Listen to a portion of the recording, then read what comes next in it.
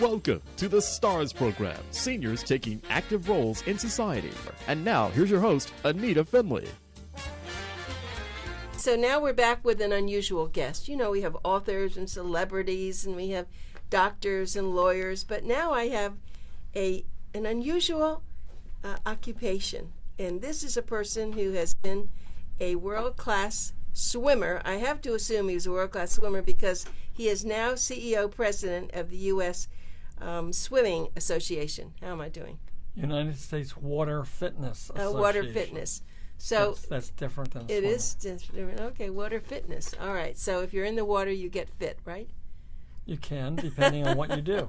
Okay. So what made you do this? Is this what you did as a little kid?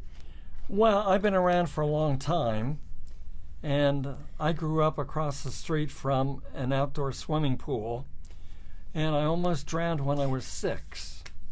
And so my mother made me take swimming lessons. I took swimming lessons from my next door neighbor, and he was also a coach. So he got me on the swimming team, and he made us help with a Learn to Swim campaign where there were kids that couldn't do anything in the water, so he assigned each one of the swimming team members to a child. The kid I got wouldn't even put his head under the water. And so I worked with him, and at the end of an hour, I had him swimming across the pool. And it made me think, wow, I did that? So I got very interested in aquatics, and my life has been involved and around water of all kinds. Okay. Where did you grow up? Grew up in the Reading, Pennsylvania area, Pennsylvania Dutch area, in a very small town that was exciting. My father had worked at the Mayo Clinic and moved to Reading, Pennsylvania to open a practice. And so my father was a doctor, my mother was a nurse, and they encouraged me all along the way to keep involved in aquatics. Okay. You don't know this, but my first husband was from Reading, Pennsylvania. And that was I guess... what was his name? Richards. It was, his name was Joseph Richards, but my... Did they have a toy store? No. Oh, okay. Joseph Chandler Richards. And Chandler, Joe Chandler, was his aunt. And he... So anyway, I don't want to talk about him, though, but I do want to tell you that I know about Reading, Pennsylvania. But I guess my question is, if you're in the water and you don't live in South Florida, isn't it too cold in the winter? What do you do in the winter? Do you just have to go to... Well, there are a lot of indoor pools throughout the country. In the South, there are a lot of pools that operate, outdoor pools that operate all year round. And so people are involved in the water all year round. And we have something called a heat pump where you can warm the water up or cool the water off, and that helps a lot. All right. Well, let's just let's just get down to basics. So you were doing this as a young kid, but then you must have gone to college. And did you just do this all the time? This was a sports. You got a degree in sports education? Well, I wasn't a good swimmer, but it ended up that I was a very good coach. And I coached a couple American national teams in international competition and really enjoyed that. But I was never a really good swimmer because I really didn't have a coach that could help me to grow and to improve. Well, you're on the radio show today because I thought that as a gerontologist that I love to have people help the older people stay fit and to be healthy. And I gather from reading about you, and I loved your card. Your card had all this love and gentleness and helpfulness. And I thought that's why you do this now. You really encourage people to get into the pool or wherever they have to get in the ocean and swim. So let's talk about swimming and what the advantages of swimming are. Well, first, let's go back to what you were talking about there. My major effort now is helping people to combat the aging process. Everybody is getting older. Every day you're growing older. And people have what we call unhealthy lifestyles. and don't understand what they could be doing. And so we try to help them to learn what can you do to be healthier, to feel better, to look better, to enjoy life more. But combating the aging process is not that difficult if you talk to the right people.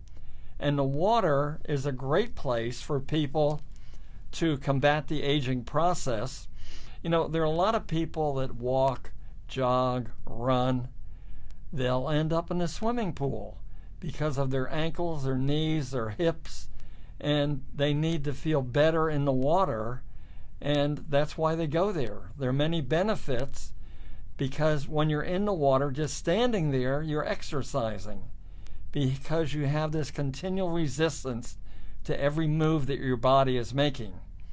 And so there are thousands of people around the world that do water exercise, and there are people that enjoy swimming laps of the pool and doing other activities, being on a swimming team or whatever it might be. But water exercise is the way to really enjoy the water, feel good, be around other people, and it helps you, for example, to sleep better, to feel better, to look better, hopefully to live longer. So there's so many benefits that people don't understand. And I push something called Why Water, because people don't recognize the benefits of water and how good you feel when you're in the water and what it can do for you. You're of the same age, I think, around my age, and we all remember Esther Williams. Esther Williams really helped swimming in a lot of ways, and I'm very, very involved with the International Swimming Hall of Fame in Fort Lauderdale, and she, of course, was involved there. So I got to know her and her husband, and they're very nice people. Esther, of course, is no longer living, but her husband's still with us. I have a friend who was very involved in that location. His name is Carl House. Is that Carl name? House, Carl I have House. known for years, and he's a very interesting individual Yes.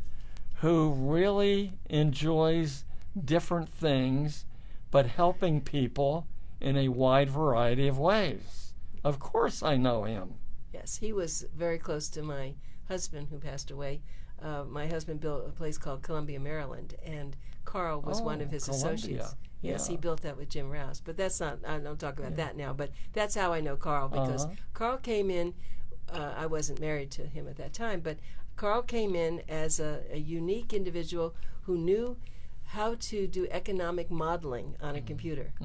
And so that's how our relationship was. And he, as a matter of fact, he just contacted me with a CD about something that they just did about Columbia. But I know he's always been very active in your organization. Oh, yes. He loves swimming.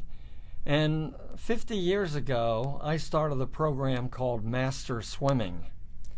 And it started out, long story, but to make it short, I really encourage people to learn more about why they should swim, what it would do for them. I held the first National Master Swimming Meet in a pool that I had just built in Amarillo, Texas. And so this April, I'm going back to Amarillo to celebrate the 50th anniversary of this meet, and then I'm going to the National Masters Meet in San Antonio to help celebrate master swimming. So Carl has been very interested in master swimming and did more than 5,000 pages about people that were involved in it and telling success stories, what master swimming has done for them and how much better they feel and look and how much happier they are as they live life. Yes, it sounds wonderful. I know that a lot of the communities, not so much senior communities, but places like Boca West and the big fancy communities, they usually always have in the mornings a swimming meet. And everybody gets in the water. They even have someone that works with them. And it's very important to them. So they've got it. Yes, competitive swimming is really pretty big, but master swimming really helps the people to realize that you need to be considerate of your body. You need to take care of yourself and think about the health that you have and that you could have. So in my condo, there is a heated pool, and there, and I would go in sometimes, but it is not, and I swim. I grew up in Miami Beach, so I've been a big swimmer, but it's not my first choice. I guess it's because you have to go get your clothes off, got to get in the pool, got to come back. I don't know. I prefer to walk or maybe do on a bicycle in the exercise room. But after reading everything and listening to you, maybe I need to get back in the water. But now it's been pretty cold. So even though it's a heated pool, it's from getting into the pool and getting out of the pool. I'm a little bit of a sissy that way. Well, can you help me? the important thing is get in the water. Right. And keep your shoulders under the water, and your head doesn't freeze off, but your body really benefits by the movements that you make, moving your arms and legs. You can walk back and forth. I started something called water walking, and I had more than 2,500 people water walking at a swimming pool. So just walking back and forth, moving their arms and legs. They can talk to people, they can watch what's going on around the pool, and it's very enjoyable, and doctors strongly recommend it. Yes, I know. When people have had hips and knees replaced, aquatherapy is really very high on their list, and that's because there's no weight. As you know, that's what you've been saying. Well, if you're in the water up to your neck, 90% of your body is buoyant. So you don't feel like you're doing very much, but you are exercising and helping your body in many ways. My guest is John Spannuth. And John, as we said, is a real expert. He's a CEO and president of the United States Water Fitness Association. That's right. Did I get that right, John? Yes, okay. It's an organization that I formed 30 years ago. I had been working in Saudi Arabia and moved back to the States, and I wanted to prove that you could develop a great aquatic program anywhere in the world. So I took a job. Well, I didn't take a job. I had to fight to get the job because they said I was overqualified. But I took a job in Norman, Oklahoma at a YMCA, and when I got there, we had no water in the pool. And 4 years later, we had 60 different water fitness classes every week, 15 different kinds of classes, and more than 2,500 people water walking. Amazing. Well, you look like you're in good shape. Do you go in the water every day? Not every day, but a couple days a week, do water exercise. And I don't really swim. I can affect more muscles by doing water exercise. Huh. If you're swimming, you're restricting the number of muscles that you're using. But in water exercise, you can use the whole body in many ways. Yeah, when you think about it, I can see that because you're walking, everything is being pulled together. Are there more? I would think there are more men in this than women. Is this true? More women? Well, it all depends. See, there are 5 different kinds of water exercise, like adapted aquatics for people with disabilities, water fitness, aquatic fitness personal training, aquatic rehab, and then others that have to do with really getting into rehabilitation and that type of thing. Right. I just have to share something else. I was thinking about this. Water was very big in my life. I married at the age of 17 the first time a cabana boy in Miami Beach, and he was a high diver. He's the one that dove from 100 feet down, and so I was very involved with water. I mean, I swam all the time because that's what he did and also. But as I started growing older, it wasn't my highest. No, what I would love to do is to go into the ocean and then do all sorts of things there. But I didn't really go into pools so much, and I don't know why. Well, diving used to be very big in Miami. Do you remember Venetian Pool? Oh, I know it very, very well. It's a very beautiful pool. It was. There was a diver by the name of Pete Desjardins from the Miami area that was world known. and University of Miami has produced some very, very good springboard divers. Right. Well, it's a lot of similarities. I mean, I didn't know when I first met you that we knew so many different things, but that does happen, especially if you've been living here in South Florida a long time. It's a small location, isn't it? So what you've been living here, but you didn't go back to Redding once you left. Is your family still there? No, I don't have any family anymore in the Redding area, but I've moved around. I lived in a place called Bartlesville, Oklahoma. That's where Phillips 66 is headquartered. Ah. And I had been coaching at a college in Philadelphia called Westchester University, and Phillips 66 had a world-famous basketball team that they were phasing out, and they wanted to develop the best-known swimming team in the country. So I was hired to do that. So I was there 7 years in a little town of Bartlesville and developed a very, very well-known team and had a lot of people and a lot of dedicated parents. Yeah, I don't know anyone like you. It's funny. I know a lot of people with a lot of professions, but you are unique for me with what you do, because it sounds like you love it and you have been a creative person with this, and it's actually unique, don't you think? Do you know anybody else that does what you do? Well, there are a lot of good, solid, innovative, creative people. And I've met a number of those, like Sergeant Shriver, became a very good friend of mine and was a fabulous leader and did so much to help people and encourage me so much. And then there were other people, I had mentors. For example, when I took my first full-time job at a YMCA, my mentor was the famous swimming coach at Yale. And I went to New Haven to a conference and met him. And he said, "Would you like to come over and see my workout?" So I went over. And he said, "You can come over here anytime you want to." So it ended up that the next weekend I called and I said, "I'm going to be in New Haven.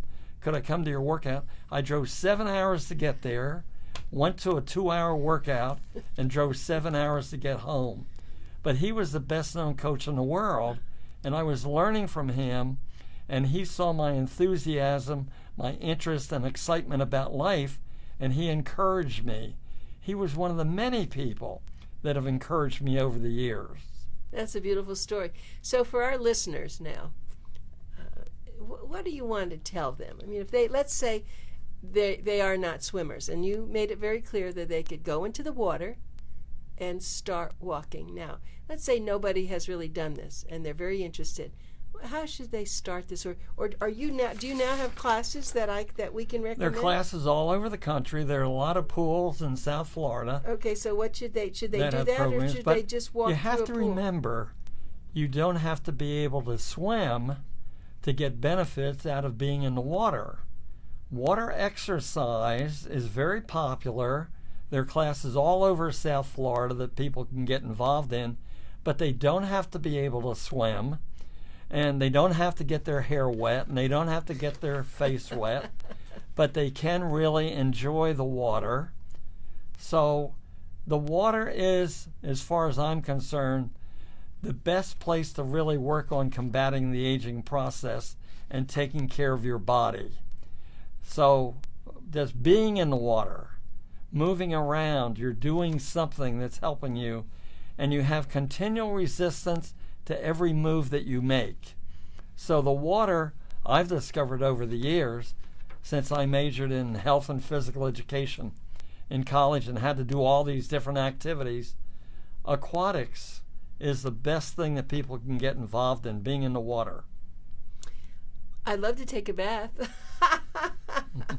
Baths are fun, and they're very healthy, actually. You know that. They can be, yeah. That's right. I get my massage tonight, as a matter of fact, and I try to do all those things. I wrote a book called Live to Be 100 Plus, as a matter of fact, also.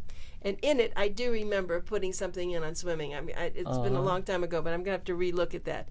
But I hope that all our listeners are thinking about this. So let's say you can just stick your toe in very gently. Of course, now that it's gotten cooler, you want to make sure that you have, well, you don't have to just have a bathing suit. You can actually have a shirt on. You can have something that's a little warmer, right? Of course, you can wear anything you want to in the pool, but there's something that we call a heat pump. And a heat pump will warm the water up during the winter and cool it off during the summer.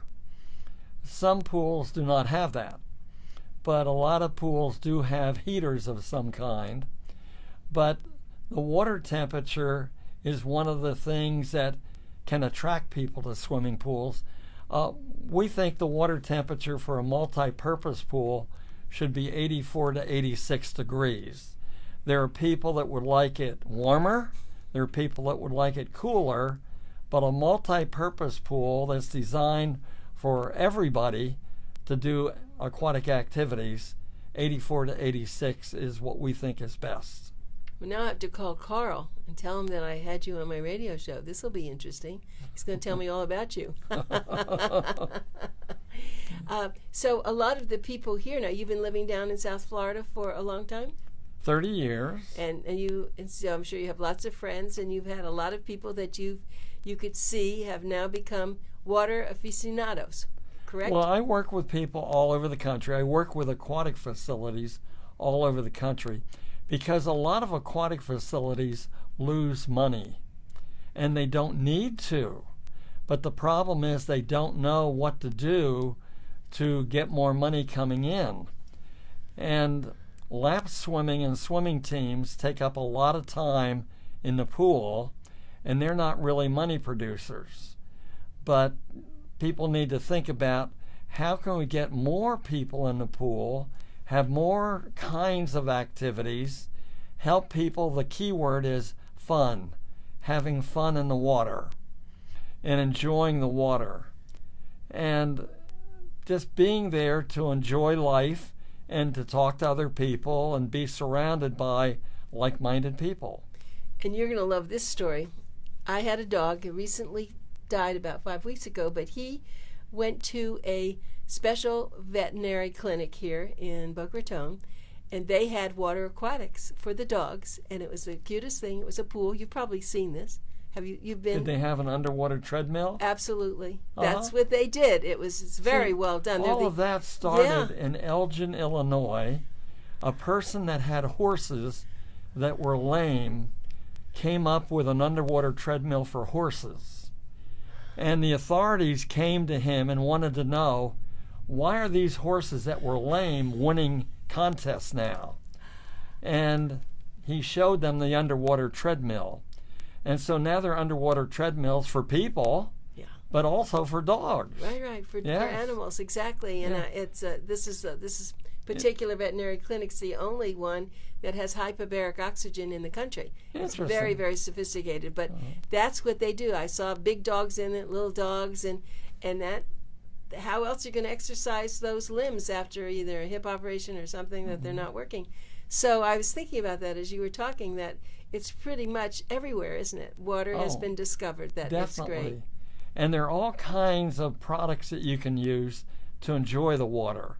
Like, I don't know if you're familiar with the noodle. Yes, I know what a noodle is. Well, the noodle is the most used piece of water exercise equipment, and that's what I use. I exercise at the Delray Beach Club, and I use a noodle. I sit on a noodle, I put it under my arms, I use it in all different ways, and it can help you to exercise different parts of your body. It doesn't need to be boring.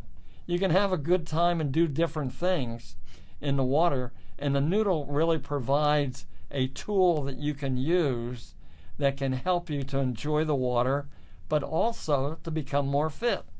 I did not know that. I saw people with noodles, but because I can swim, I never thought I needed a noodle because I would just swim or do on my back. But I hear what you're saying. So the noodle means that you can just do things that you can't do. Either you're going to swim or you're not going to swim. But this way, you can kick your feet. You can do lots of things. A noodle, eh? Yeah, I first discovered a product like the noodle in Canada. I was speaking at a big national conference up there, and one of the exhibitors had a product that we would now call a noodle. And I asked them what they were, and he said, for kids to have a good time in the water. I said, what else? He said, that's all. So I said, what about water exercise? And he said, no. Well, it ended up, I called him, and eventually that product came down to this country and became one of the most used product in the water. Don't you wish you invented it? Well, I helped to get it to this country and to get people excited. Right. And I helped the company to realize what people can do to enjoy the noodle, but also to water exercise with the noodle. Well, thank you, John. John Spannuth, and John is the CEO and the President of the United States Swimming Fitness. Water Fitness I don't know, I keep saying swimming. Water Fitness Association, right. Because it isn't swimming, it's water fitness. Water fitness. I got it. And one quick interesting thing, when I worked in the Middle East in a country called Bahrain, I started a water fitness program, and within a month I had 50 women involved in water exercise, and about 10 of them wore their abaya in the pool. I was just going to ask you about that. Well, yes, that but was they very, enjoyed very it. 50 women within 1 month. Well, you're great. You're a giant among other people in this field, I'm sure. So thank you very much for taking the time, John. Thank you. Good to be here.